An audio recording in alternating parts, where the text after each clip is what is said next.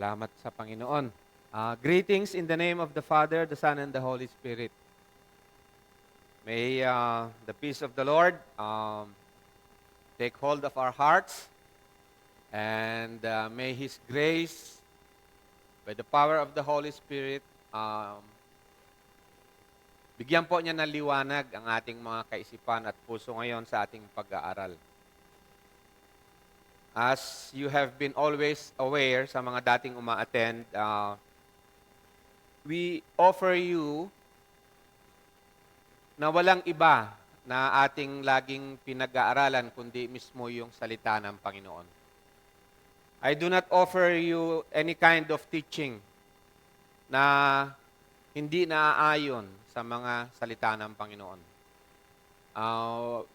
We know na according to survey, in America, kung gusto nyo tingnan sa website, is you can go to the Barna Institute. At makita nyo ang survey kung ano status ng faith ng mga Christians, lalo na sa Amerika. And it's about 60%. 60% of American Christians, they call themselves Christians, strange sa kanila ang kanilang Bible. They cannot claim na ang Biblia nila is the truth.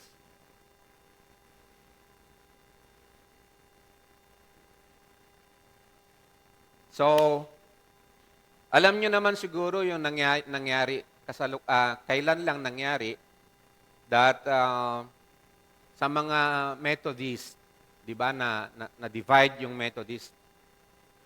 Because of one major issue is yung pwede ba na maging pastor yung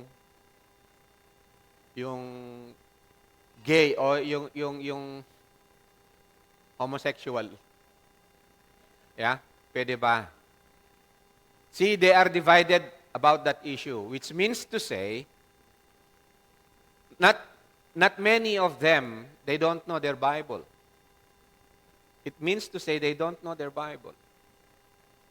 Many large Christians in America, they call themselves Christians, nagko-collapse ngayon. Dati, hundreds of thousands ang members nila. In only about 10 years, talagang yung multiplication nila, grabe. Then suddenly, it collapsed. Kasi wawasakin din naman, among Christians, sa iglesia ng Panginoon, wawasakin yung hindi talaga sa Kanya. And hindi madali yung pagkakatawag nating mga Christians. However, it is joyful because we are reconciled to God. And masasabi lang natin na tayo ay reconciled o nakipagkaisa na sa Panginoon sa pamamagitan lang ng Kanyang salita. There's no other way. Okay? Christianity without the Bible is not Christianity. Any God na sinasabing Diyos, na hindi Diyos ng Biblia, ay hindi tunay na Diyos. Because everybody now says, lahat naman tayo naniniwala, Christian, Muslim, Buddhist, and so on, lahat naman tayo naniniwala na may Diyos. And so, sino ngayon ang tama? Can you claim, pwede mo bang i-affirm na ang sa amin ang truth? Everybody claims kami ang katotohanan. But how sure are you na tayo nga ay sa katotohanan? Sino nagpapatunay? Sino magpapatunay?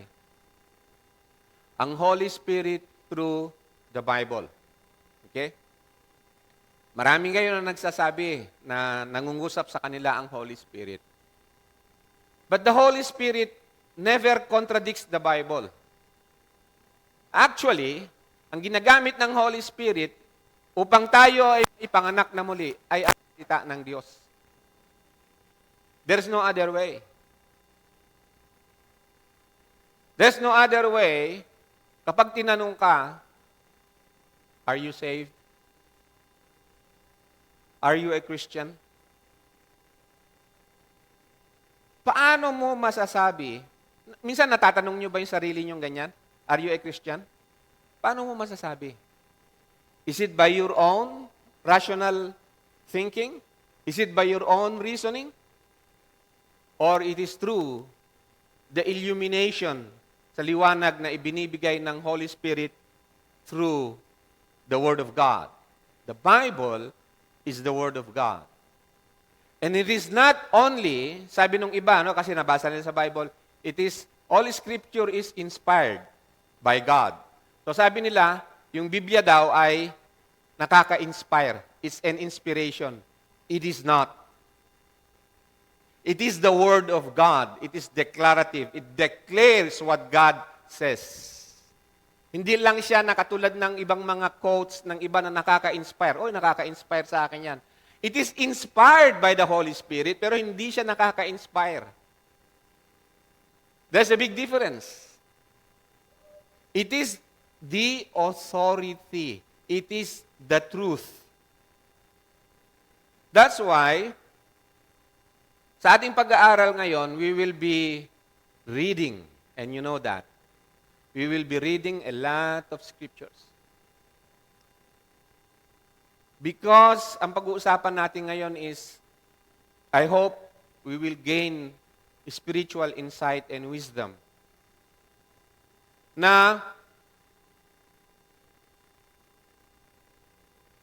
anuman ang sino mang tatayo sa pulpito, anuman ang i-offer niya, na hindi, for example, if this is my Bible, na hindi mismo sinasabi ng Biblia, is not from God. And if it is not from God, what is it? Saan galing? Tao? Or babawan nyo ng konti? Saan galing? Sa demonyo. There is no neutral zone. Merong liwanag, merong kadiliman. May katotohanan, may kasinungalingan. Walang neutral zone. Dalawa lang yan. There is no in-between na pwede kang tumulay sa gitna. Tulad ng sabi nila, tumutulay sa dalawang ilog. Hindi po pwede. It's not the truth. The truth is, nasa liwanag. Kung wala ka sa liwanag, ikaw ay nasa dilim. To make it simpler, kung ikaw ay wala sa Panginoong Yesus, na kanino ka? Yes. If you don't worship Christ, if you don't worship Christ, whom do you worship? Who? Come on, don't be shy. In 1 Corinthians, it says they are worshiping demons, right? Now, if it is not the true God that we serve, sino yung pinagsisilbihan? Yung Satan. Okay? So, katulad nung nasabi kanina na today, this is a special occasion in a way, kasi meron dito nakalagay yung pastor's appreciation. So, God willing, and may the Lord bless us, na He will prosper yung message na ibinigay niya ngayon, na is a message para sa mga pastor. It's a message para sa mga pastor. However, you can apply the same para sa mga, sabihin na natin, hindi man pastor, pero hinahanap yung totoong pastor. Amen? Sino ba yung tunay na pastor natin? Okay. If you are not pastoring for Christ, kanino ka nagpapastor para kanino? Come on, don't be shy. Okay? We have to set these rules. We have to set these rules. Kasi nung tinanong ang Panginoong Yesus, what is the greatest commandment of all, sa Mark chapter 12, ay dito pala magtulungan tayo, tulungan nyo ako sa Ilocano, sa Tagalog, o kung meron kayong mai-contribute na elaboration, you're welcome. Kung hirap akong masabi sa Tagalog yung terminology na nagagamit natin dito. Nung tinanong ang Panginoon sa what is the greatest commandment, ano po ang sagot ng Panginoon?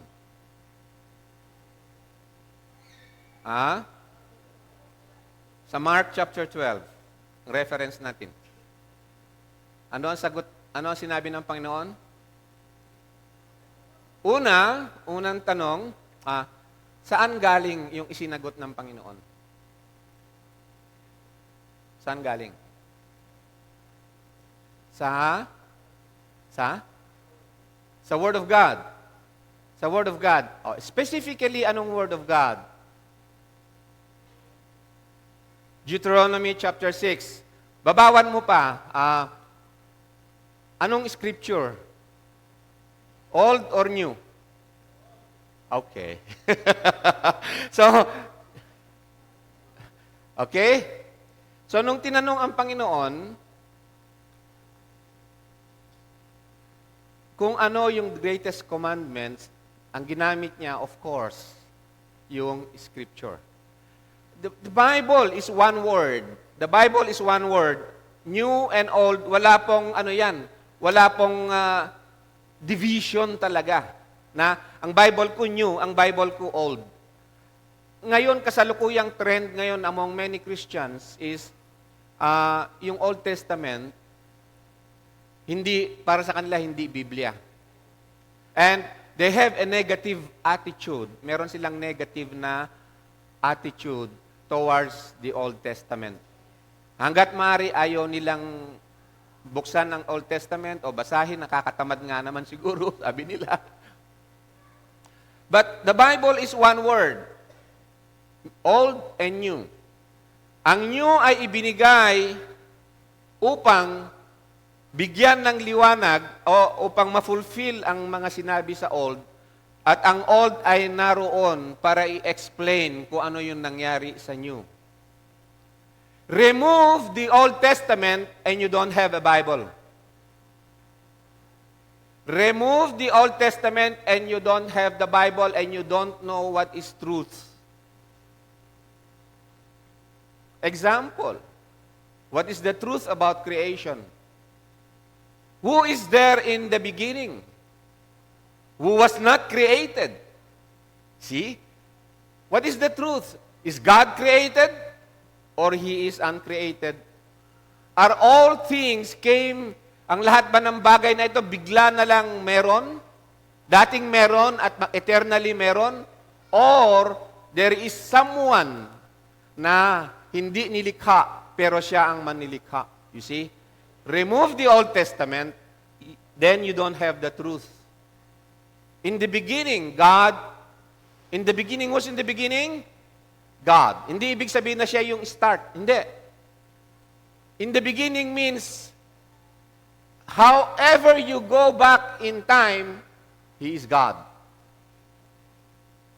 In the beginning, God created the heavens and the earth.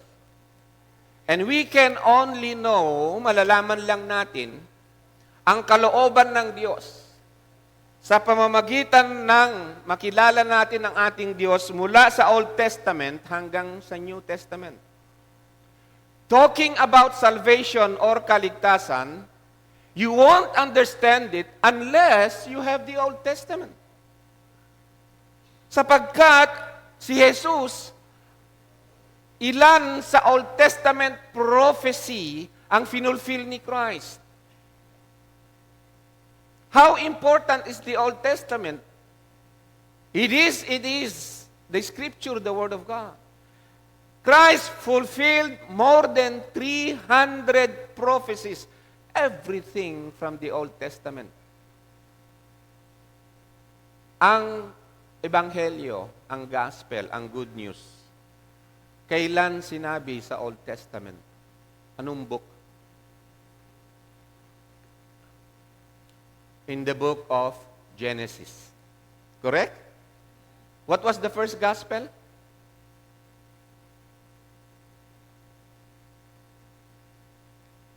So, alam ninyo. So now, it is very important in our topic para sa mga pastor that we have to learn. We have to learn from the whole Scripture. Wala tayong isasantabi pag mag-aaral tayo patungkol sa mga, kung ano sinasabi ng Panginoon sa mga pastor. Amen? Alam ko, marami sa inyo, alam nyo na yan. Siguro, ilang beses na siguro kayo nag-seminar para dyan. At my goal, ang purpose ko lang is, may God bless us na ako ay makapaglingkod, tayo ay makapaglingkod sa Kanya, ma-refresh tayo, mapalakas tayo, siguro maituwid kung meron mang balubaluktot na pagkaalam tayo, o kung meron mang medyo gray area na hindi natin naunawaan, sana mabigyan tayo ng liwanag ng Panginoon at maituwid natin to. That's all my purpose. I do not bring you any new teaching. It is the old, sabi nga ni John, Apostle John, it is the old but it is the new. A new revelation because it was there in the old and now in Christ, the more na makikita natin yung kahulugan nito. Okay? So, I titled it by purpose, yung mga para sa mga pastor na topic is, ang title is, Him Only Shall You Serve. Because ang calling ng isang pastor, actually, katulad din ng calling sa bawat Kristiyano, however, mas sabihin na natin na parang may special na mission na ibinigay ang Panginoon para sa mga pastor. So, ang calling ng mga pastor is to serve. Like I said a while ago, if you don't serve Christ, whom are you serving? Okay, that's good. That's good. We are there. Now, ibig sabihin pala, prayerfully, iluluhod natin sa Panginoon. Hihingin natin sa Holy Spirit. We spend time sa Word of God to know how are we doing. Tama?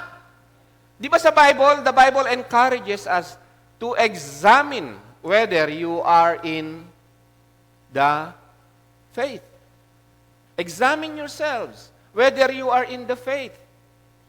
Pag-aralan nyo, tingnan nyo whether you are in the faith, baka hindi mo alam kung saan-saan ka na napunta at saan-saan ka kumuha ng iyong doktrina. Ang doktrina po ay importante. Pero katulad ng anumang bagay, ng maraming bagay, meron tinatawag na doctrine that conforms us to godliness. There is a doctrine that conforms us to the image of Satan. There is a doctrine that conforms us to the image of Christ, which is a godly doctrine, it's biblical, and there is a doctrine that conforms us to the image of Satan. Do you know that? And how do we know? How do we know kung ano yung doctrine na meron sa atin? In the course of serving, many say, and that's in the Bible, and that's truth, that's reality. Many say they serve God, but actually, they are serving Satan. Kaya nga sa Bible, sabi sa Bible, di ba, there are many false prophets. At maraming disipulo yung mga false prophets. Example na lang si Kibuloy. Di ba? Not to mention Muslim. Maraming prophet nila si Muhammad. They claim that they are serving God. How do we know what is truth? How do we know as pastors? Anong daan yung tinatahak natin? Baka namamangka tayo sa iba't ibang ilog ng doktrina at ngayon, namamangka pala tayo sa ilog ni Satan. So, it's my purpose na parang ma-refresh lang tayo dito and with prayerfully, hinihingi ko sa Panginoon ma-enlighten tayo dito. So, Him only shall you serve. How do you know? How do you know? Let us remove the Bible Remove the Bible as a standard. Alisin natin ang Biblia bilang standard. Shall we know? You cannot. So therefore, how much effort does a pastor spend with the Word of God? How much? How much? Itong nakaraang isang linggo, did you had a one-to-one talk with God through the Scripture? How many hours? Or, meron kasi ngayon yung, kukunin yung Biblia, parang loto ba? Psst, ito, sinasabi niya, sarado na. Di ba ganun? May problema. Psst, bubuksan. Oy, dito na buksan. Meron bang ganung attitude sa atin? Ha? Wala? O meron? O meron yung, minsan katulad ko, nagbabasa ng Bible, tapos lalabas yung sinasabi sa Facebook, saka TikTok, o yun na lang ang binabasa, naagaw na. Kaya nga, I always recommend na personal recommendation ko rin lang naman yun, especially sa pastor, must have a dedicated na Bible. And then meron siyang journal kung ano yung mga sinasabi ng Panginoon sa kanya. I've been reading the Bible more than 30 years. More than 30 years. It is my personal testimony. I am already 64 years old, reading the Bible for almost 35 years. Do you know na may lagi akong maraming nakikita ngayon na hindi ko nakita noon? Marami akong liwanag na nakita na hindi ko nakita noon. Maaring nakalimutan ko siguro, pero hindi tumatak yan sa aking puso. And how about kapag matanda na si pastor, tapos naging makakalimutin na,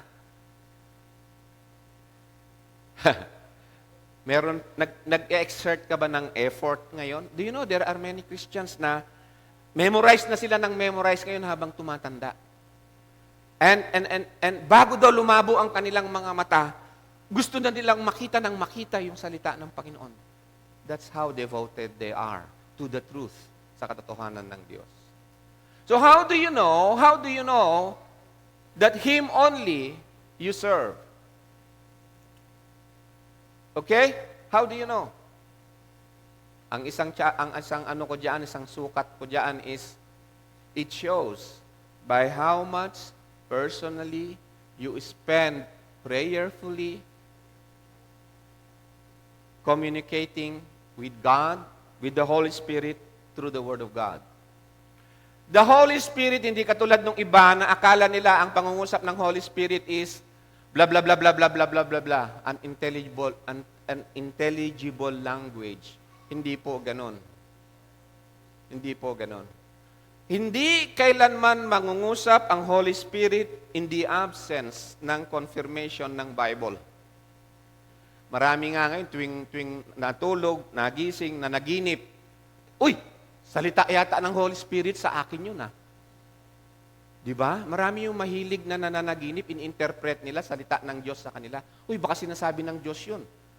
O dun sa panaginip ko, nalaglag yung isang ngipin ko. Baka sinasabi ng Holy Spirit, may mamatay sa pamilya namin. Di ba? Meron tayong mga ganyan. Example lang yun. We have a tendency na kapag nanaginip tayo, ang hanapin natin, ano kaya yung interpretasyon nun sa tayo yung mag-i-interpret.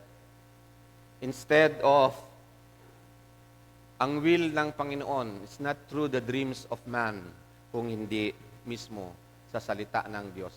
That's why, how can you say that the Bible is the truth? The Bible is truth. Paano mo nyo masasabi na Bible is truth? How can you say that Jesus Christ is truth? How can you say how many books in the Bible? Can you say that is the Word of God, one book, consisting of 66 na books?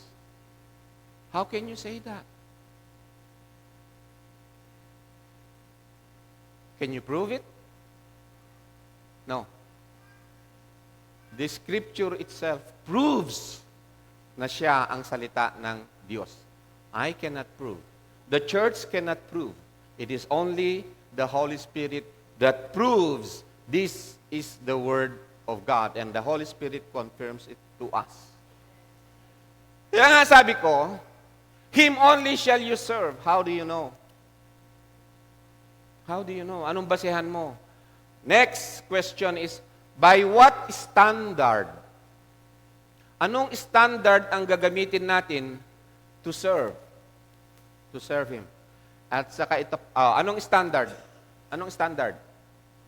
Yung teaching ng, hindi ko minamasama lahat ng Bible school, Yung teaching ng Bible school, yun ang standard. Yung teaching ni ganito, yun ang standard. How do you know? How do you know? By what standard?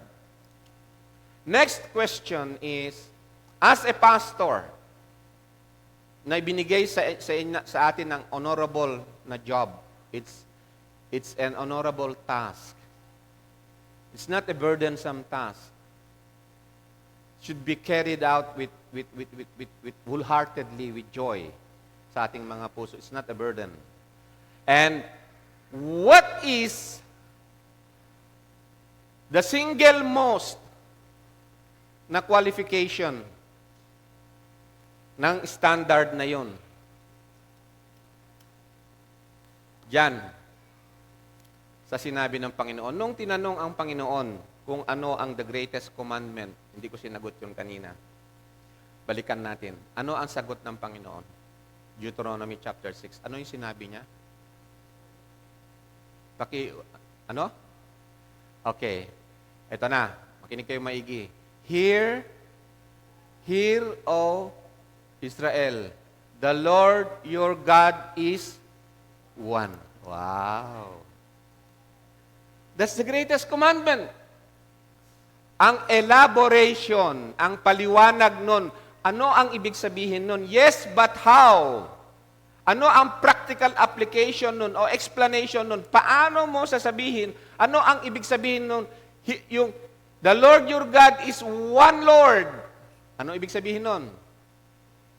Iisa ang puso mo para sa Kanya. He is one Lord. This is not talking about three gods or many gods. Ang ibig niyang sabihin dito, what is the greatest commandment? The greatest commandment is this. Him only. Him only shall you worship. Him only shall you serve. Imagine yung isang tao na merong ibang minamahal. Anong tawag doon? May asawa na siya, may ibang minamahal pa siya. Anong tawag doon? Ha? Ano daw? Taksil. Ganon-ganon yun, di ba? Paano mo masasabi, tinan nyo ngayon yung mga teleserye sa mga TV, di ba?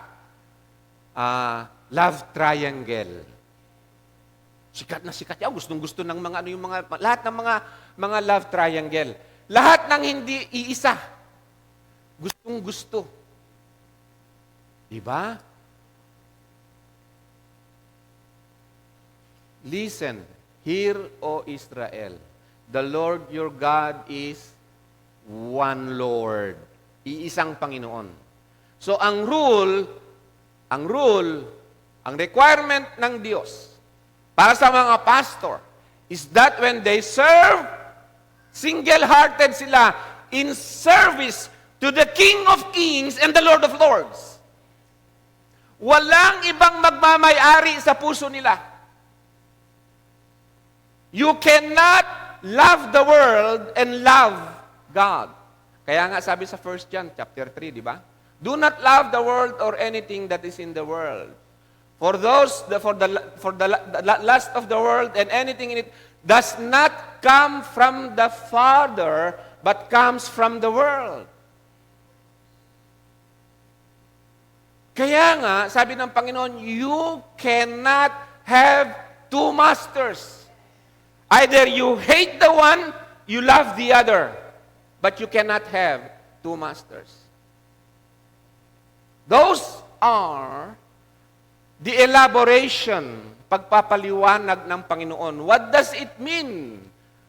Na malaman mo kung anong greatest commandment, and then ang paliwanag ng Panginoon ganito.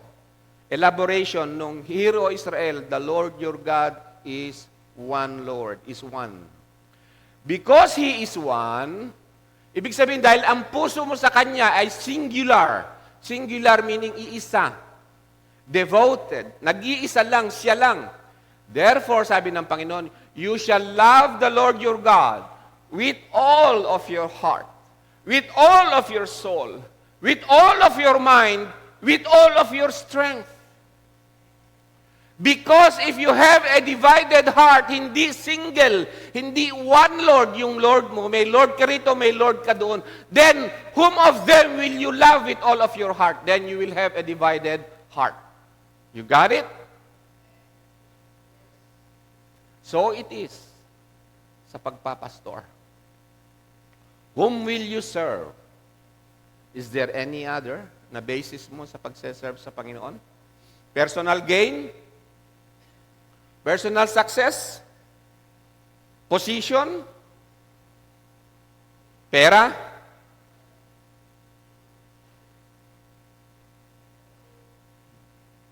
So, nung tinanong ang Panginoon,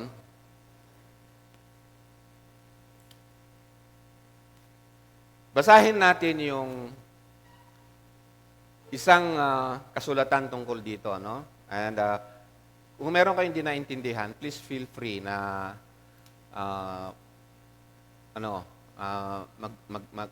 mag-question o mag-interrupt. Him only shall you serve. Ang ibig sabihin nito, it is a command. Is this a command? Do we have commandments in the New Testament? Do we have? Meron o wala? Yung sinabi ng Panginoon na, husbands, love your wives. Is it a commandment? Really? Oh, it's a commandment. So you don't hate commandment, yeah? See, the Bible is declarative, meaning to say, it is the command word of God. If you don't treat the word of God as a command word of God, titingnan nyo lang na, ay, nakaka-inspire. Nakaka-inspire. At kung hindi ka feeling inspired, then you don't like it. You know what I mean? But if you know that this is the command word of God, then manginginig ka sa harap ng salita ng Panginoon na yun. Because it says, the fear of God is the beginning of wisdom. Without the fear of God, you don't know wisdom. Without the fear of God, hindi mo masasabi na ikaw ay born again. Without the fear of God, hindi mo masasabi na ikaw ay isang Christian. Because Christ, who is the wisdom, who is our wisdom from God, He said that the fear of God is the beginning of wisdom. Amen? So now, what do we mean by, let us go to the paliwanag, parang ganon. Ano ma-exhort natin tungkol dito? Him only shall you serve. So yun ang calling natin. Hindi lang sa mga pastor, para sa lahat ng mga tinawag ng Panginoon ng kanyang mga anak. And this is the goal of salvation, by the way. Him only. One Lord. Amen? Hear, O Israel, the Lord your God is one Lord. And Him only shall you serve. Sa Kanya ka lang maging loyal. Alam niyo yung loyalty? Do you appreciate loyalty? Oh. Meron bang loyal kay Satan? Meron din. Meron din. Kaya nga, it's very important to examine it, to see if andun pa ba tayo. Kaya lagi nilang sinasabi, di ba? Tingnan natin kung nakatayo pa ba tayo. Sabi nila minsan, kadalasan yan. Okay. So, Him only shall you serve is a call. It's a command word from God. Okay? Now, para medyo maliwanag yung mga ano natin patungkol sa sa Word of God. In the Bible, meron pong tinatawag na imperative. Alam niyo po yung imperative? The Bible is a form of grammar. Imperative. Imperative simply means instruction. Okay? May mga instructions sa Bible. Halimbawa, ano ang alam niyo instruction sa Bible? Patungkol sa pagpapastor. Hello? Please. Ano? Ano ang instruction sa Bible patungkol sa pagpapastor na alam niyo? Sorry? Ano? Oh, it's an instruction, di ba? It's an imperative. Kapag ka-disobey mo yun, ano mangyayari? Ano mangyayari? Kapag disobey mo yung sinabi sa Bible na, halimbawa, example lang, yung sinabi na, wives, submit to your husbands. That's an imperative. Kasi ano yun utos, instruction. If you don't consider it as a command at i-disobey mo, magkakasala ka o hindi? Ha? Oh. So yung mga instructions, so imperative sa Bible, kapag disobey mo, you are not encouraged to disobey it, but you are encouraged to love it. Because the whole Word of God is a command word. Amen? Pero kasi sa atin ng mga naaralan na, hindi, yung commandment, legalism. Kaya natin naintindihan yung salita ng Panginoon, hindi upang makamit natin ang kaligtasan. It is not for justification. The command word of God, the commandments of God, the instructions of God were given to the saved. Ibinigay sa mga ligtas upang lumakad sila doon sa standard, doon sa kaharian ng Diyos. Kasi yung wala sa kaharian ng Diyos, hindi nga nila maunawaan yung salita ng Diyos. Nadirimlan sila. Amen? So yung ibibigay sa atin yung commandment o instruction o yung mga imperative sa Bible, it's grace. Biyaya ng Panginoon na marinig natin, mabasa natin, maunawaan natin. Biyaya ng Panginoon because we don't deserve it. But binigay ng Diyos na mapagmahal sa atin. So sa pagmamahal niya, ibinigay niya sa atin ang kanyang mga commandments. Okay? Now, so it is a command, it is an instruction, it is a call to a single-hearted devotion. Kaya natin kinakailangan malaman to kasi marami ang pastor, they serve because they have gain. Meron silang personal gain. Simbolo lang yung ginagamit ko yung ganito. I do not at all mean it na, di ba? And I know, many talaga nagpapastor dahil, lalo na yung nagpipreach ng prosperity gospel. Ginagamit ang pangalan ni Jesus, tapos yung bandang huli, ang kukunin lang pera ng congregation. Kaya nga yung prosperity gospel, mag-ingat kayo dyan.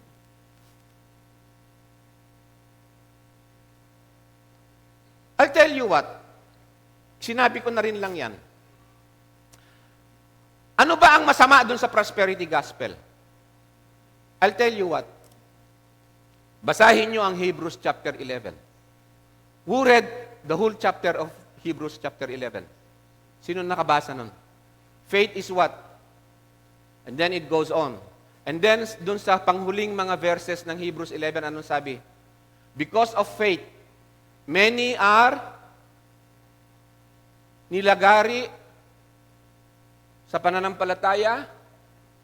Yung mga early Christians, yung mga apostles, kung talagang ang gospel is for prosperity lang, bakit wala silang mga palasyo? Amen? They deserve. Yung bawat isa sa kanila, nakapalasyo na sana, nakaano, pero hindi. They died, martyred. Go now in China. Yung mga Christians, they are killed every day in Nigeria. by the hundreds, if not thousands. They stick to their faith.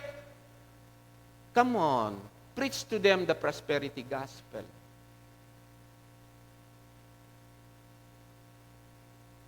Amen?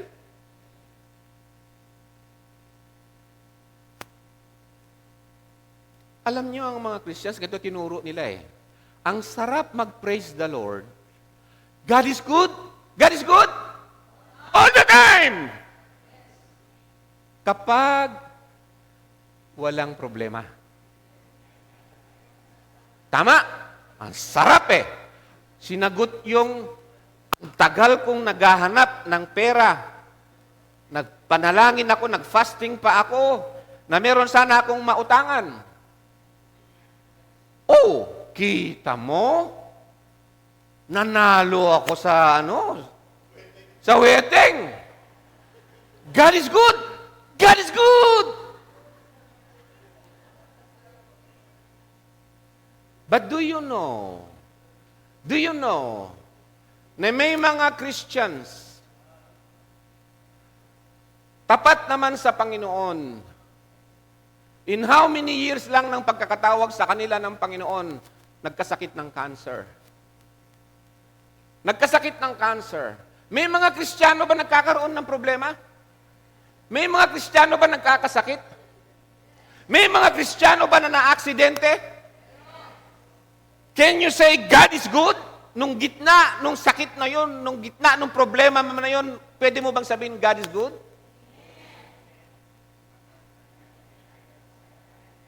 True? Totoo hindi?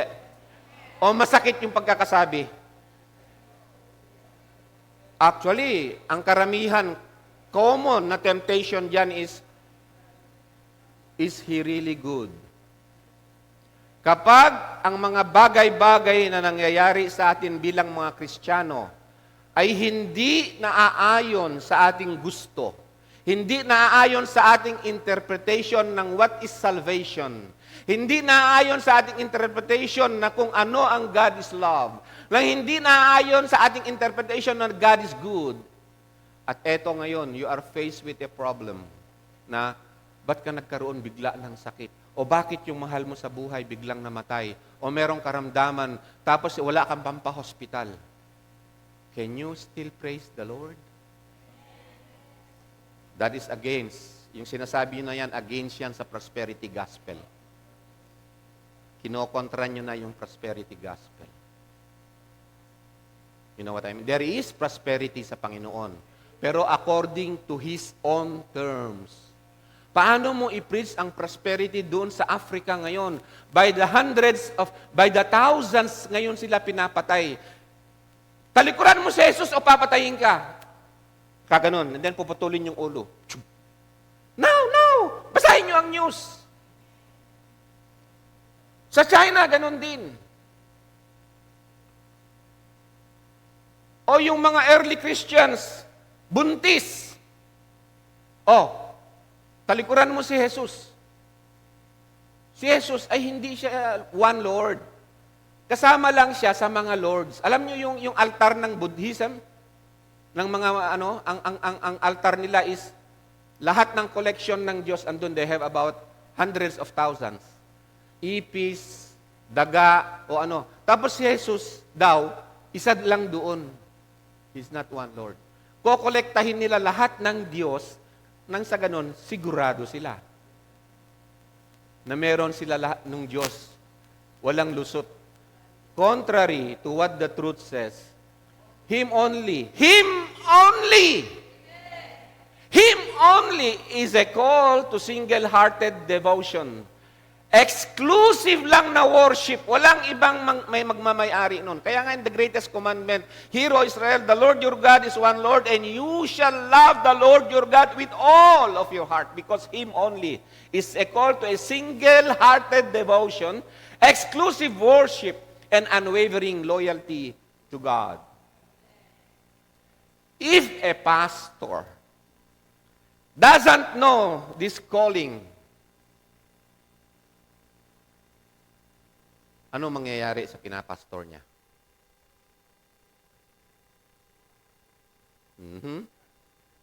Hindi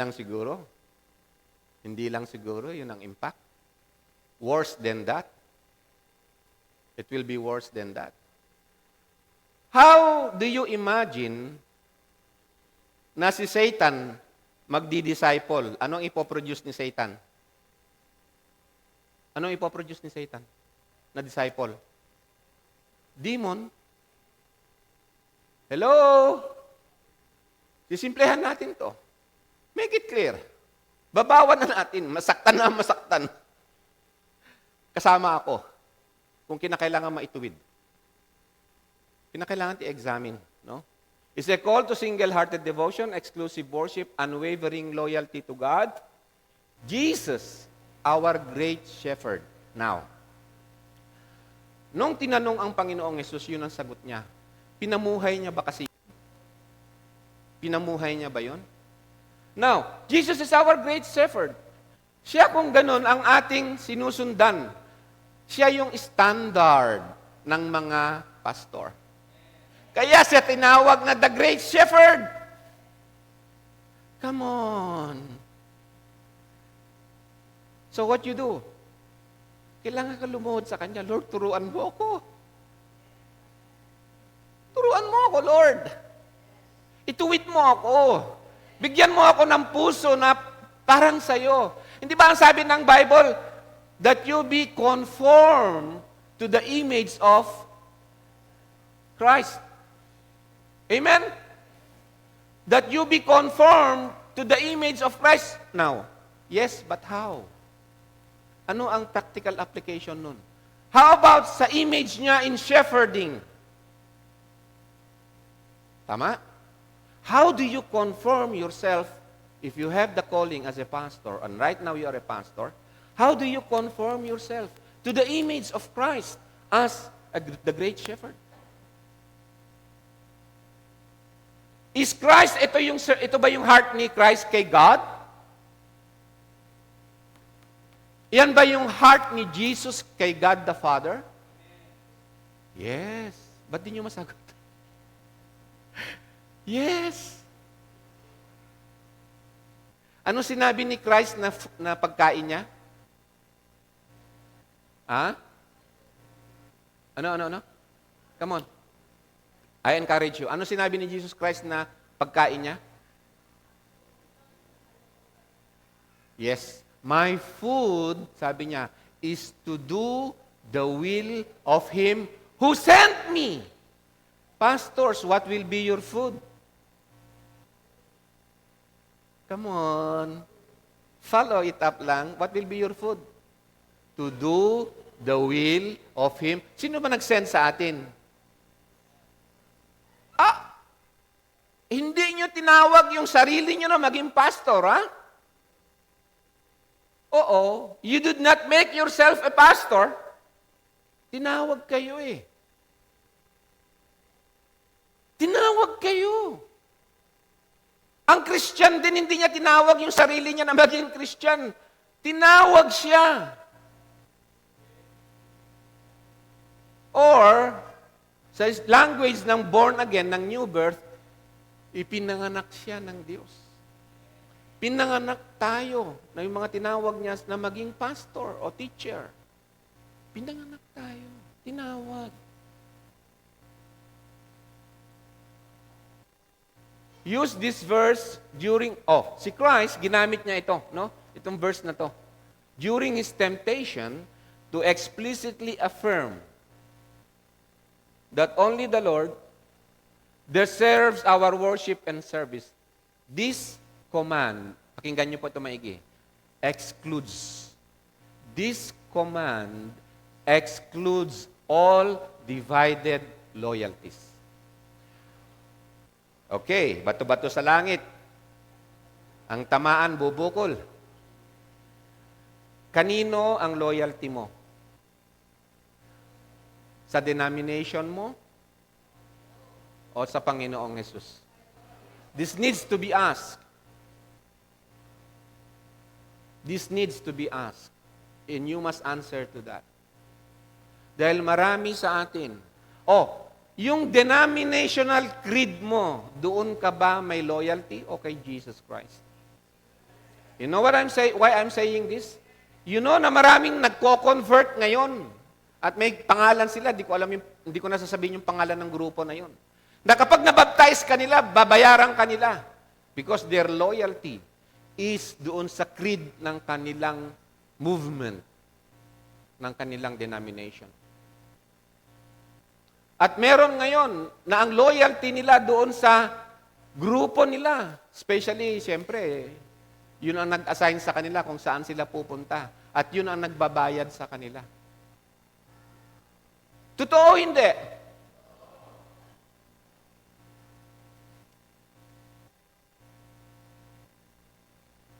This command excludes all divided loyalties.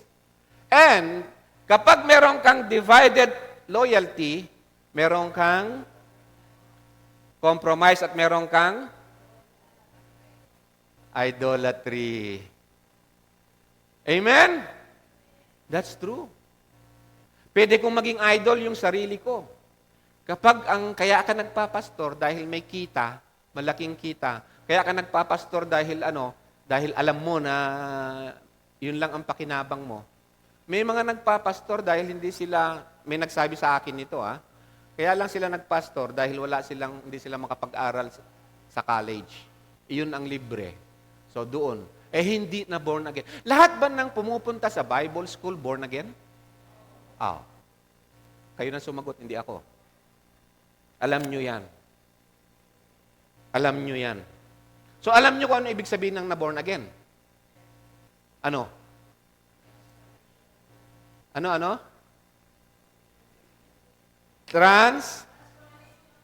Paano yung gender transformation?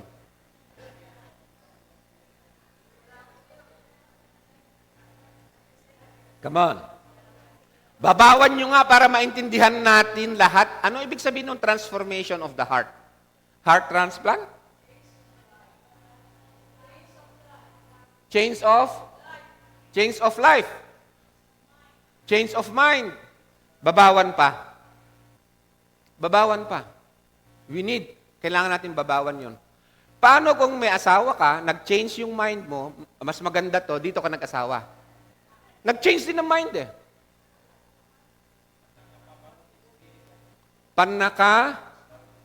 Pabarud espiritu. Okay.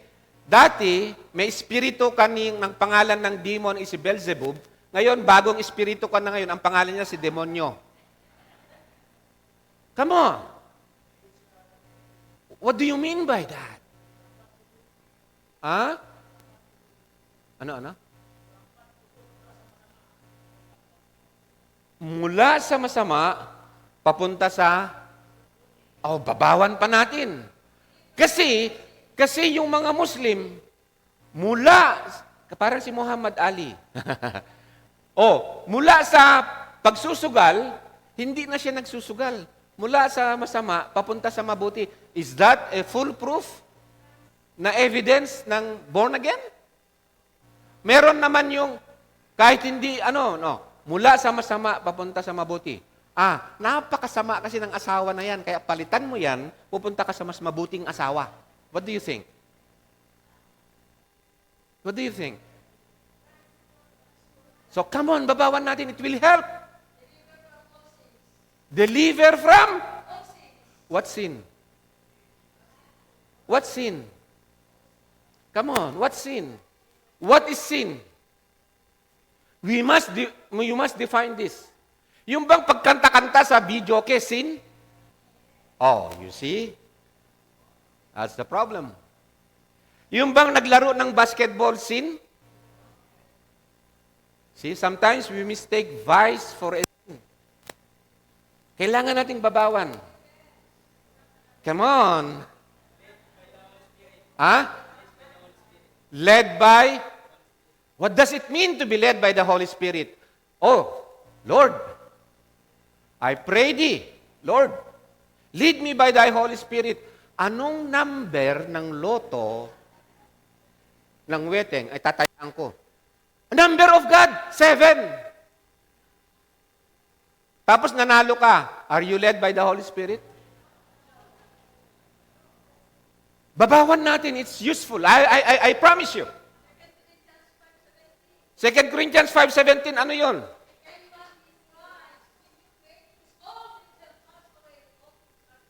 Oh, so yung mga transgender, they are a new creature. Right? Yung past nila, na dati he, ngayon new she. Come on, come on. From,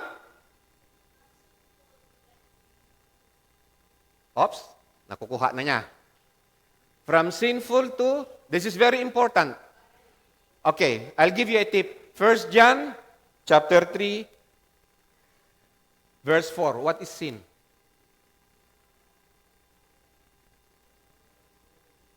Ha? Pagsuway sa?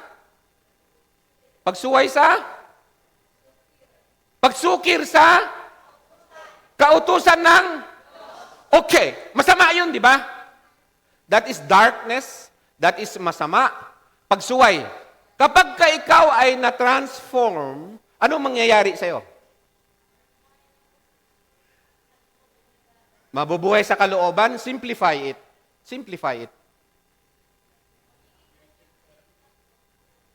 Magiging obedient sa law, word of God. Come on. Nasanay tayo sa general terms. Hindi natin tiningnan yung mga specifics. And it does no good. It does no good.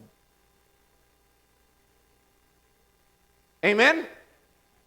Pupuntahan natin yan and we will come to that. Elaborate natin yon. Yun talaga ang goal, isa sa mga goal natin. Okay? Okay. Him only shall you serve. Scripture repeatedly emphasizes that true worship refuses to elevate anything or anyone above God. Thou shalt have no other God before me. Amen? Thou shalt not have any other God before me. Serving God, ito yung sinasabi natin, nagwo-worship tayo. No? We go to the church, nag-worship tayo, kumanta, akala natin yun na yung worship. But it is not. Not all, not all. Serving God arises from worship.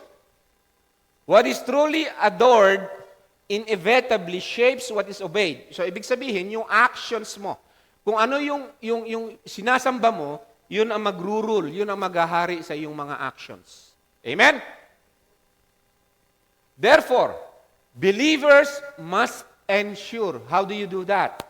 Believers must ensure that their ultimate allegiance is given only to God.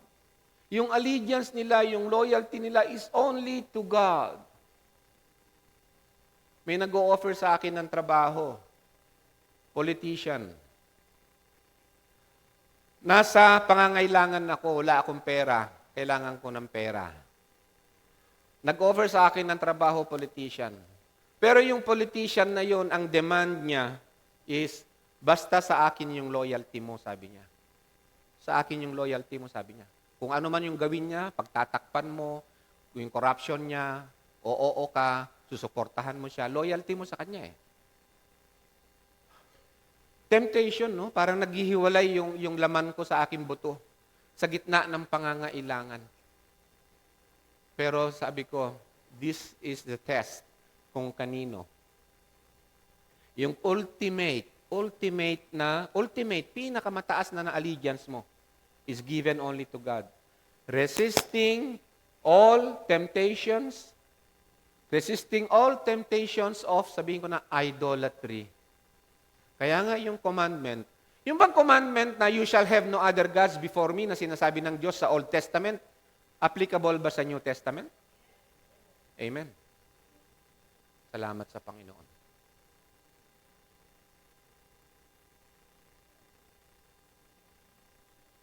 Kaya nga, sa 1 Timothy chapter 3, verse 1,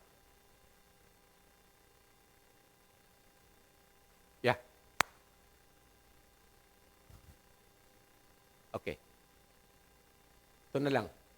Break daw, coffee break. Kasi walang kakain hanggang alauna para busog-busog kayo sa 1:30. Napahaba ako. 1 Timothy chapter 3 verse 1. Can you open that in your Bible?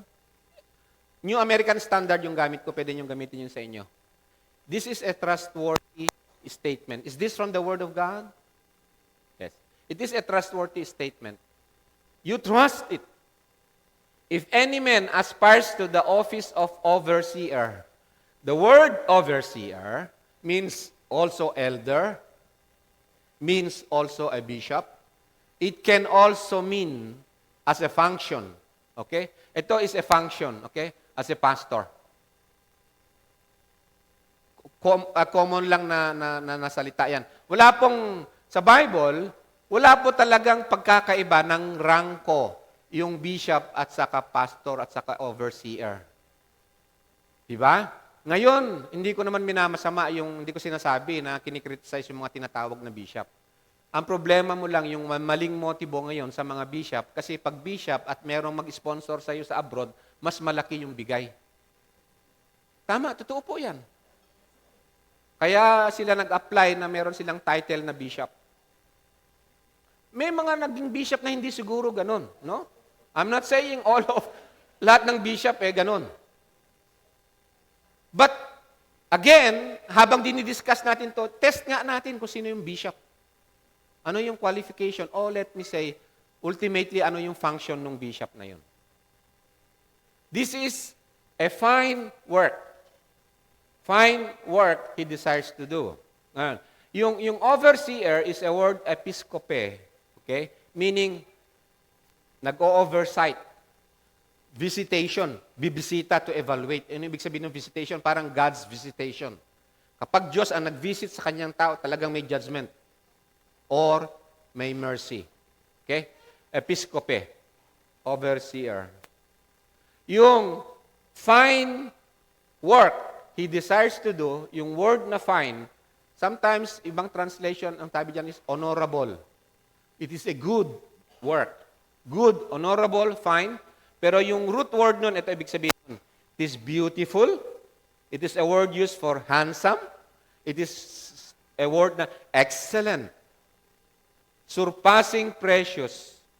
Useful, suitable, commendable, admirable. I ask you something. Ano ang pinaka-the best na career na nakalagay sa Bible? Anong field? Engineering? Maging engineer? Ano? Maging congressman? Ano? Maging doctor? Profitable yung mga yun, di ba? Pero kailanman hindi sinabi na yun ang fine work. Bakit kaya ang Bible hindi nilagay? Lahat maganda, pharmacist. Ito number 1, number 2, number 3, number 4. Ito pinakamababa yung laborer. Have you not wondered bakit hindi sinabi ng Diyos yun? Bakit kaya hindi sinabi ng Diyos yun? Kasi God is more interested na kung ano man yung nailagay sa iyo na position, what's in your heart? Sino ang naghahari? Anong standard ang gagamitin mo sa iyong puso nung ginagawa mo yung trabaho na yon? Doktor ka, engineer ka, ano ang issue? Yung character of the heart. Anong ibig sabihin ng character of the heart? Is it? Anong qualification yun? Pupuntahan natin yun. Okay? So, ang overseer, if he aspires to the office of an overseer, it is a fine work he desires to do. And sino ang magbibigay ng definition kung ano yung fine work? Saan mo kukunin yung definition nun? Sa Word of God lang. Amen? Hindi ko mo sinabi na fine work. Wow! Pastor ako. Ha? No, tingnan mo. Kung do you do it according to the will of God? Amen? Okay. So, let's have a break for 10 minutes bago tayo magpatuloy.